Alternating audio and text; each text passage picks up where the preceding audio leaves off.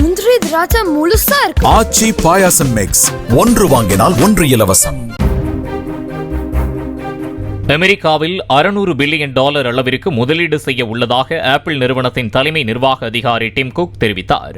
வெள்ளை மாளிகையில் பெரிய தொழில்நுட்ப நிறுவனங்களுக்கு அதிபர் டிரம்ப் விருந்தளித்தார். அப்போது அமெரிக்காவில் எவ்வளவு முதலீடு செய்வீர்கள் என நிறுவனங்களின் தலைவர்களிடம் டிரம்ப் கேட்டார்.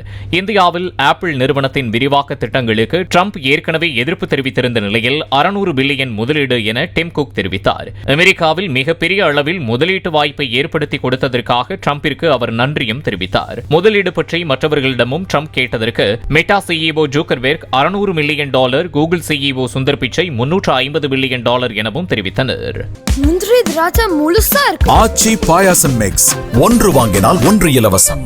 பிளே ஸ்டோர் மற்றும் ஆப் ஸ்டோரில் இருந்து பாலிமர் செயலியை QR கோடு மூலம் பதிவிறக்கம் செய்யுங்கள்.